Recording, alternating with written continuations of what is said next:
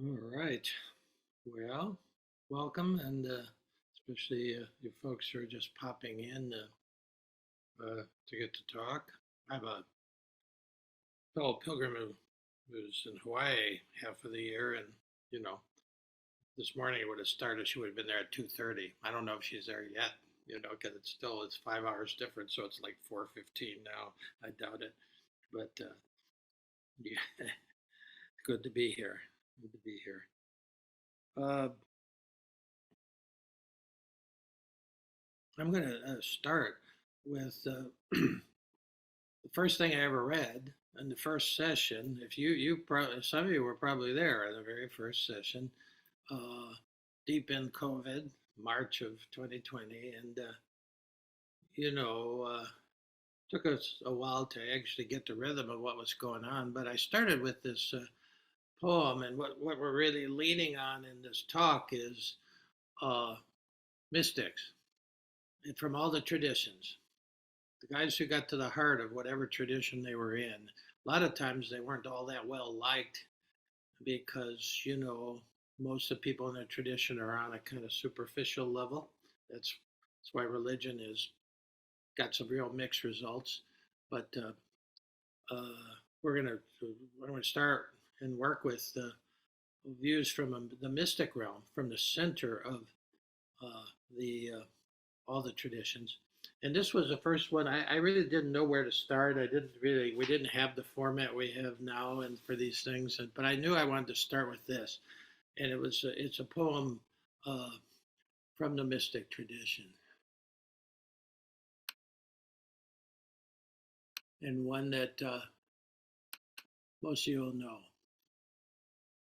Goes this way: out beyond ideas of wrongdoing and right doing, there's a field. I'll meet you there. When the soul lies down in that grass, the world is too full to talk about. Ideas, language, even the phrase each other doesn't make any sense when we're in this field, this unified field of the heart. Yeah. It's Rumi, of course. Uh, Rumi, 13th century Islamic mystic, and the Sufis were the mystic parts of Islam. Uh, he was an interspiritual guy back in the 13th century when crusaders were coming through the Middle East and they were fighting the Saracens and all that stuff. But he just said, I'm not a Muslim, I'm not a Jew, I'm not a Christian. He would have poems about that. He just said, basically, uh, he was a breath breathing human being. He says in this one poem.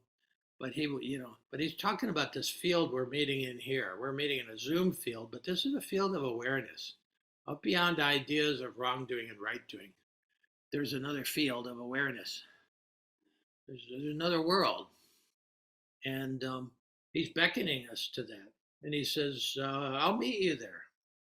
This is the richness of the mystic tradition. They they'll meet us. They'll meet us there. They're calling us to another realm of consciousness. He said, when the soul lies down in that grass, the world is too full to talk about. The mystos, the mystics really meant, shh. They're the ones who didn't, they were silent. They, and even though that's how they got the direct experience, uh, then they all talked about it, but not that much. you know, uh, Lao Tzu, the Taoist mystic, he said, those who uh, know do not say, those who say do not know. And he said it's all in silence. But then, when then he wrote 81 little poems about it and left them with us. Not a lot, you know, not a lot, but something to go on. Lily pads, if you remember that image, footsteps, that we can follow. And then Rumi says ideas, language, even the phrase each other doesn't make any sense when we're together in this field. And then the last line is mine, the unified field of the heart. Einstein was searching for the unified field in physics, never found it, because the unified field is beyond time and space and numbers. And that's why a whole kind of group of mystics were the quantum physicists, because they pushed it as far as the mind could go and the numbers could go, and they couldn't get it. They knew there was something else. There was another reality. See, so I want to start with that, and really, that's the field we always meet in. That field's always beckoning us, because I grew up. We all grew up in our families. That was the field at first. See, that was the field, and we'll go back and talk about these operating systems we worked through. But we all grew up there, and then we went to school and we started getting into the field of the mind, field of the family, the field of the mind, and then there's the field of the heart. What's that like? That's what we don't know so much. Uh, I'd say, because I've been meditating now over 50 years, I'd say, first 25 years of it, I was still in the field of the mind. I thought that was as far as you could go. And it was something happens then if you keep going with it. Merton says something beautiful. He says, you have to experience duality, even the phrase each other, this idea that there's me and you, subject to object. He says you have to experience duality for a long time. And this is brilliant. He says, until you see that it's not there. This two-ness, see, this two-ness that is part of the mind. You can't get out of it. We'll go back to that. But that there is a field that's different, where the world is not in the subject-object configuration. Because if it's subject-object, well, then you manipulate those objects, even if they're people. Well, all right. So I've got a poem now that I'm going to do for you that's going to guide us through the territory. And I got two poems working on this down the stretch, and the second one's going to be, well, both of them will be in the Monday thing, but this one's going to sort of guide us. It's called Reflections of a Mystic Pilgrim, and then the subtitle is On the Healing of the World. As we talked about last time, what we face as human beings on planet Earth now is kind of soul-sized, challenges. Not only is our forms of government breaking down, forms of traditional religions are breaking down, uh, democracy itself is breaking down a lot of countries, the environment, you know, breaking down and under stress. These are huge problems, soul-sized problems, and we're going to have to take another dimension. You cannot solve. Einstein said you can't solve a problem at the level it was created, and most of these problems, including the hell that is Port-au-Prince and most of Haiti, that was created by the mind of men, mostly. Some women, I suppose, but mostly men who are just out grabbing stuff. Living in consumer culture more and more and more. And so you can't solve it at that level. We obviously have to go to another level. Now, these are just some reflections on the kind of things that I see mystics across the traditions seem to agree on. And the first point would be spirit exists. That's what we're talking about, interspirituality. Well, spirit exists. They have a lot of names for it. This great mystery that seems to envelop our world and have an influence on our world. And we give it different names, but spirit exists. Otherwise, you're not in the realm of spirituality. Obviously, it's sort of, obvious, but spirit exists.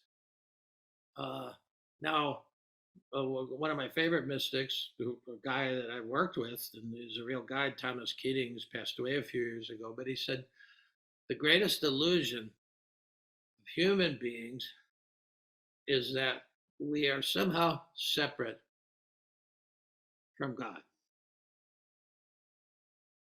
And I think he could be right. The greatest illusion that a human could hold is that we're somehow separate from God. And you go all the way back to the Garden of Eden, which needs a lot of good theology and reinterpretation to understand what maybe those early guys were talking about. But, you know, after a little encounter of the snake and the tree of opposites, tree of good and evil. See, there's that out beyond the ideas of good and evil. And so they eat the fruit.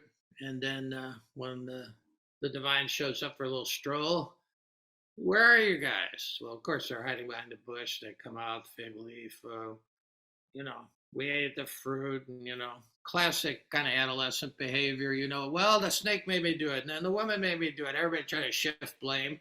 But I mean, they just, this is a very deep kind of myth. And then they said, what's with the fig leaf? And they said, well, we ate the fruit and we saw we were naked and we were ashamed. And I certainly wish they would have gone a little further with this story in, Catholic grade school. But then the Holy One, the mystery, the God says, well, who told you you were naked? It's a great question because it's a rhetorical question. On that level, he said, well, hell, I didn't. Who told you this? I didn't, you know. But then again, who does tell us to be ashamed? Not God, not the real one. And if you read the text in most translations, it's called the gods are like telling them, you could eat the fruit, you could be as big as the big guy and all that stuff. Yeah, this is quite a lot, quite a lot of misinterpretation of that. You know, women have bore the brunt and snakes and all that, but it's not about that. It's the main thing to take is, you know, God never told them they were naked. They were naked before. They were walking around and no problem. Shame had no part in this. So spirit exists. Uh, and then the mystics go on to say that it can be found in everyone, within everyone. So that's a kind of second thing that they all sort of agree on in different language, of course, but they just say it's inside. Jesus goes so far as to say that the kingdom of heaven is within us and among us, which is true too. But this first thing is that it's in you. The spirit is in you. It's not like in another seventh heaven or something, although it is out there too. But it's in you, which is a great, and so it's accessible. Now, another thing that the mystics will say is that most of us don't experience the spirit within. Nobody ever told us that. I mean, seriously, uh, and or reinforced that. It's all, here I am, and here's the world out there, and figure out how to manipulate it. The idea that you had something greater inside you, well, it wasn't really stress for me.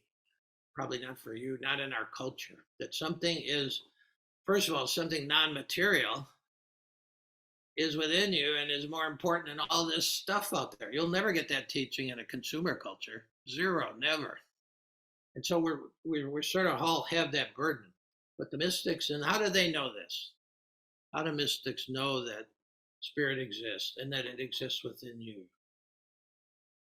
Well, they've experienced it. And you could say, well, if only a few guys over all these hundreds of thousands of years, Hinduism goes back, 6,000 years. If there's only a few guys and they were only in like one part of the world, no, but it's across the board. They had this the direct experience, and then they could even pass it on. These are the lineages of these traditions that they pass down the ways to practice to where you can have this experience. Now, and so Most of us had no idea of it. I had no idea of it at 22. Really, I junked pretty much Catholicism, Christianity, junked it because uh, didn't match up with reality, and pretty much it was what I junked was my fourth grade version of God. Didn't match up with reality, and there's still some people who are pledging allegiance to that God, my age, to this day. But I just threw it all out. Well, then when I started meditation for stress, when I was teaching school, I needed something, so I started Zen meditation. It's very common that people come back to their tradition of origin through the back door of some other tradition because it was direct experience for the Zen guys, especially the guy I was working with. It's absolutely, and Suzuki said it's absolutely critical that you believe in nothing. So get out of the belief realm, the thought realm, and just sit. These are the guys who just sit. They said, if you just sit long enough, as Merton said, you got to sit for a very long time with your crazy mind before you realize there's something deeper. Like, and I'm talking decades for me. Uh, but I didn't have, I didn't have a group to sit with for most of that time. Yeah, that's the great beauty of this group to sit. This is a lab. This is a science lab. If you're a science-minded kind of guy like I am, and we experiment together. We're all running the same experiments. Then we can talk about it at the very end. You see, that's what scientists do. So there's a path to this experience, this direct experience of spirit, and it's called by different names in different traditions. But it's basically meditation. It's about how do I go within. The Buddha was a great discoverer of this. He tried everything. He left the palace, went into the wilderness, tried all these yogic things that were in the tradition, starving himself, standing on his head, you name it. And he just found out the he said maybe, just maybe, rearranging the furniture in the outside doesn't work. Maybe we should look inside. Maybe the reason we're suffering is because we keep arranging the furniture and then something else keeps making it up, because the world is like that out here. But maybe there's something inside that's more stable. And that was the beginning of meditation. There is a path. Now, if we follow this path uh, to the end, and it takes a long time, lots of blind alleys. But if we go to the end, to its conclusion, it'll lead us to a kind of getting in touch with a transrational realm. And realm is a key word because heaven isn't a place. Even Pope John Paul II said that, hey, hell and heaven aren't places; they're realms, and different fields. You see, I'll meet you there. It would lead to a transrational realm that many mystic pilgrims and traditions, like one way or another, they refer to the heart. See, so this journey from uh, the head to the heart, because our center of gravity, at least probably for all of us growing up, was the head. You went to school, and they worked on your head. Okay. Uh, I went to Catholic school for 12 years, and I'm working. I have a poem that started that's called uh, "Twisted Sisters and Saints," and that was pretty my experience. And I left out novices because we had some novices, some little 18-year-olds. They weren't even full nuns. They threw in there a class of 50 kids, and I don't remember them because they were barely surviving themselves. Trying to work with 50 of us. But I remember the Twisted Sisters, and I remember the Saints. So here's an example of what I'm talking about when you're looking at these two operating systems. Uh, this was a classic, a bit of nonology from those times, and this is coming from the mind operating system. It goes like this: good, better, best. Never let it rest until good is better and better is best. Think about that for a minute. That was drilled into my head.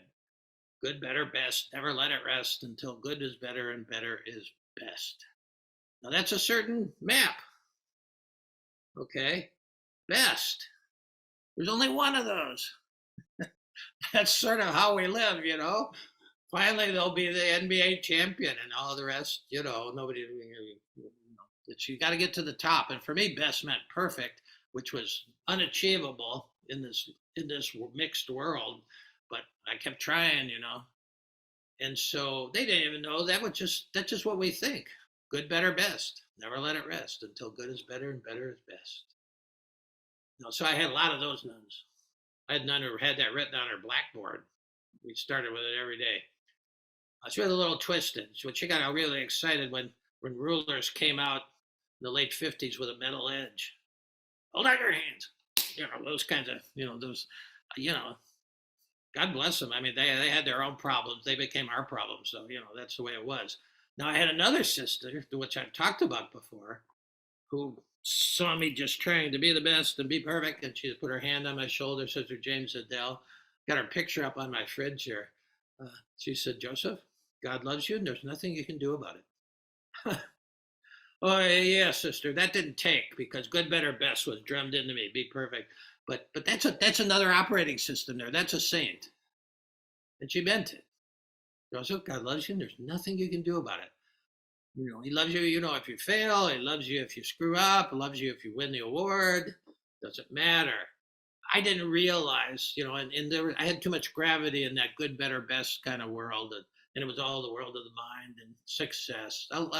One thing I've learned over the years, traveling into the mystic realms, is the spiritual journey isn't a success story. And that also flies in the face of our culture, because our culture is a culture of success. You know, become the best, you know. But the spiritual journey isn't about that at all. If it was, you know, what would be the meaning of, you know, the crucifixion? Didn't seem so successful. Even Easter, you can say, well, there's Easter. Well, yeah, but still, you're in another realm there. Most people don't even get to resurrection because the resurrection is it's in another realm. But it's not about being successful. It's not about being the best meditator and all that. See, this heart thing is a total other um, field. It doesn't play by the rules of good, better, best. It doesn't play by the rules of measuring up. So tired of measuring up to perfection, which is, you know, when you read the gospel, be perfect as your Father in heaven was perfect. Oh man, when I met it in Aramaic, it said, "Be whole." The Aramaic rendering of it was, "Be whole as heaven is whole." Wholeness is a different model than perfection. So good, better, best. Never let it rest until good is better and better is best. You reach the top of the mountain. Well, the heart runs on a different operating system. You see, it's operating system uh, of wholeness, of 360 degrees, like a compass or like a medallion or like the sun. You know, it sees things as a whole, and whole means is the same word for health. You see, and so that's why I'm saying this is not about how do you heal the world. You'll never heal this world. What's destroyed, gashed this world, and cut down the Amazon and left the poor by the side of the road is good, better, best. Is that idea? You know, if they're poor, they should just work a little harder. They must be lazy. You know, there's all that stuff, and then that's the center of gravity of our economy, of our political discourse. In political discourse, notice how we've got two now. It's this great divide. That's inevitable when you have a mind that's dualistic, that sees I and that, us and them. You got to get beyond that. That's pretty hard. That's a hell of a center of gravity. It's mostly what you watch on TV if you watch political stuff. Us versus them. You watch the us channel or the them channel. You know? Now, the heart is attuned to the direct experience of the spirit. So that's why when I was talking about, and I had that image there that I'll put up again, before, you know, during the second meditation period, that image of dropping the mind into the heart, that image of the little orb there, and then there's this narrow thing, and it goes to this much wider luminous object. And I could spend probably the rest of the time talking about that image, but there's a sense that if you want to experience the spirit directly, it cannot be experienced in the mind. And that's hard to hear because we don't think there's anything beyond the mind, just getting smarter and smarter. Even Ken Wilber's model just takes the mind just more conscious, smarter or whatever. And the model that the mystics talk about, alternative model, is that no, it's an absolutely different operating system. One does not operate linearly with measurement. It operates holistically with more like a resonance, say, more like resonance. It resonates with things. That's why sometimes the truth. Our hearts are all there. They're just not really so online and they're not prominent. But you've all had the experience. We call it women's intuition. Very interesting. When you just know something, and we're taught not to follow it usually. You just know something. That part of you that just knows the truth is the operating system of the heart. We're supposedly in a post-truth era now, where truth is it's up for grabs. Depends on what news station you watch, what the truth is. But actually, that's because we really haven't shifted our center of gravity to the heart. Doesn't mean the mind's not important. No, we're trying to um, entrain, integrate uh, the mind, the body, and the heart. You see, but the heart it's attuned. Again, that's like a sound thing. It's attuned to a direct experience of the spirit. The heart is. The mind is not. The mind has God out there, or nowhere at all, because they haven't had any. So you stop believing it, and you just say, well, there's nothing beyond this stuff. Yeah, okay, but you can't meet it that way. You have to go to another field, as Rumi would say. The heart is direct experience of the spirit over time, slowly ripens you. It's also something I got from Aramaic Jesus, is that this is about a ripening process. So when you meditate and you drop the mind into the heart, which just basically means you let thought go for a while, and then you open up to something deeper. Maybe most of the time you're thinking about stuff. Oh yeah, I'm thinking. And you let it go, and then most of the time it's returning to some point beyond thought, even for a microsecond, and then you're back thinking again. I still have those periods where most of the time it's thinking and returning, very little rest, but you're getting little micro doses of the field when you practice any kind of meditations, despite how busy your mind is. And I got a pretty busy mind. I was trained in the mind. I wrote a poem that says, I'm just a head on a stick. I didn't even have a body. You can do pretty well just being a head on a stick. No body, no heart. You can go right up to corporate channel now. That's the way you go. So I got a very active mind, and I do a lot of dropping, and then I'm up on the surface of things, and then and drop back down. I practice centering prayer now, and it just to me was the most efficacious way because it gives you a little sacred word that helps you when you get stuck up here, within the mind, and but it's always the basis of return from thinking to awareness. Um, so how do we get ourselves straight here? How do we actually work on this? Well, a poem I wrote a long time ago, it sort of wrote me. It just sort of fell onto the page. Uh, you recognize this poem probably. There's a three-step process. We've got three operating systems. That's the thing to notice. That's when the Tasmanian Zen master says, "Hey, no problem. He means there's no problem with you. You got all the software you need to become uh, a saint, to become whole, because it's in there. It's just we gotta upgrade it. We gotta bring it online, you know. And so this poem just came onto the page, and it means more to me now than it did 20 years ago when it came on the page. You make awareness the master and thinking the servant. So right away we're pointing to two of these operating systems. Awareness is the heart. Heart is just aware. You got to separate awareness and thinking.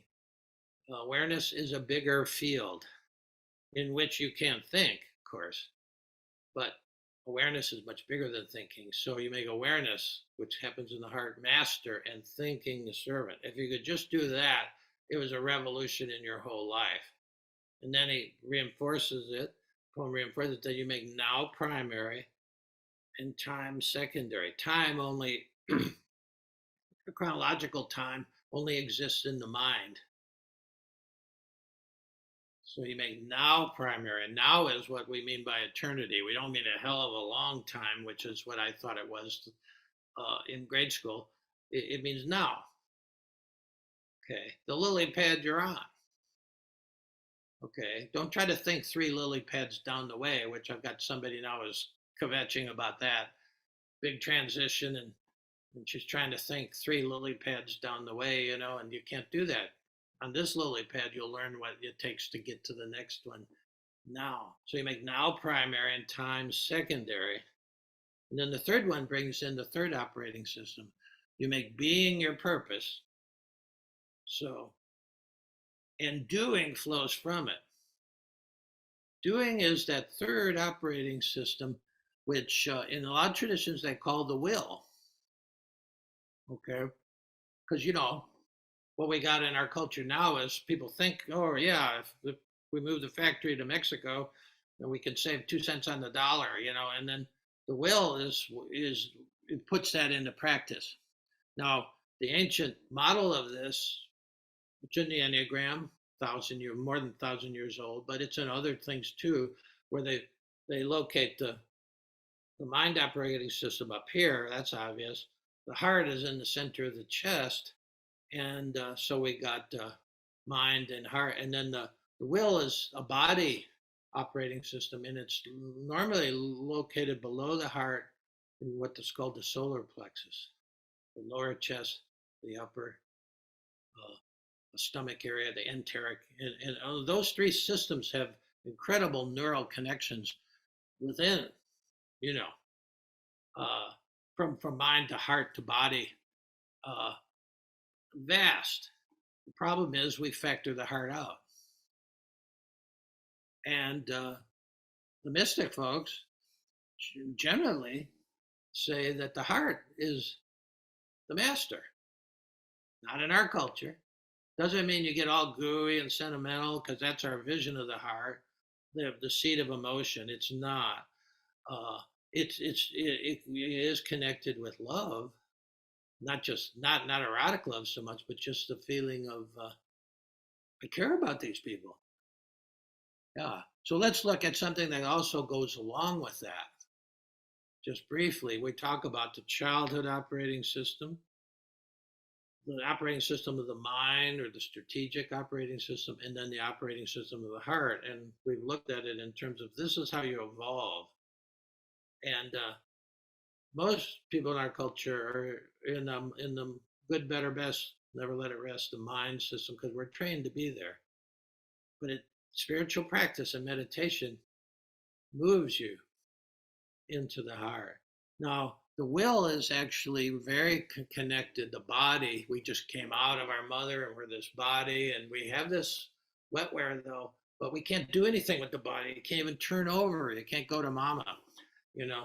And so the early childhood system is bodily and it's will. We have a will to survive, and then we're going to find out a way to survive, to get security. We're going to find out a way to get affection and esteem, because you don't just need food to survive. Uh, you need to be held. You need to be looked on favorably, and then to start to have some control over your own life. So survival and security, affection, esteem, power, and control. That's the childhood operating system, and it's all involved with the will, and it's pretty sensate. It's pretty much the body. And then we get to school and we educate the mind. I went all the way through, and you know, 17 years, get a master's. It's all mind, reading, reading, reading, writing, writing, writing. It's all good stuff, but very almost zero about the heart. Uh, See, the heart is life. And so, as we talked about last, why are we living in a heartless world? Why would we expect the world to be warm and accepting to people? Because we're not trained for that. Now, a third way to go along with that is, what's the difference between a member of a tribe, an individual, and a person? They're not the same things. When we're little, we grow up in a tribe. It might be a mighty small tribe now.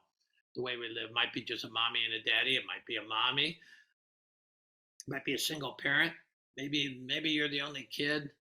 I grew up in a interesting tribe because I had two older sisters. I had a grandmother living with me, mystic. I didn't know the term, but she was a saint and a mystic. And then I had a mother, and then I had a father who was always working, which was fine by me, because I sort of grew up in a matriarchy, really. These four, these women, these four women, and it wasn't a bad start, you know. But so we grew up in a tribe, and actually, uh, in a tribe, what's a tribe? The tribe said, "What does the big man say? What does the leader say?"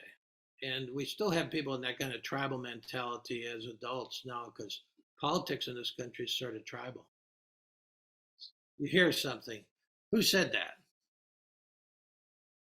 Did a Republican say that? Did a Democrat say that?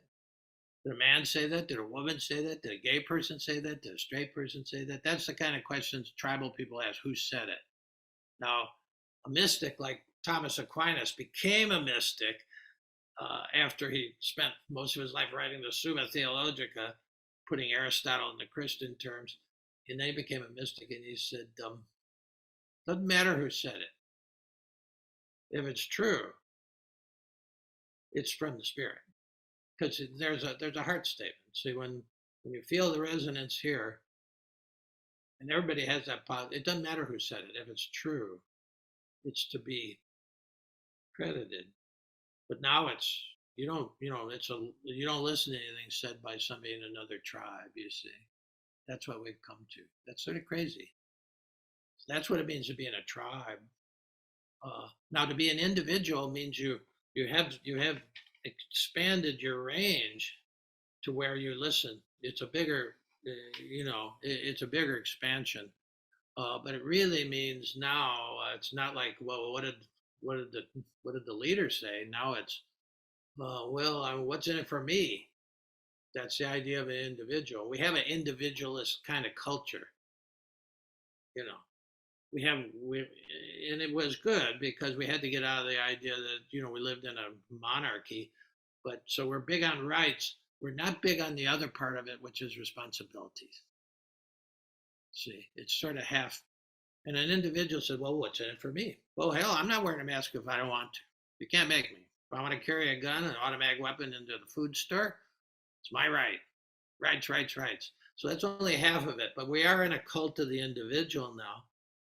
Uh, but sort of low grade uh, in terms of responsibilities, the common good. Who talks about that? Who's going to give up something for the better of everybody? Well, some people, yeah. And then when you get to the person is somebody who realizes his relationship to all this. Like I contend that when Merton had that street corner experience, uh, in that moment, and I just want to just read you the just what he wrote about.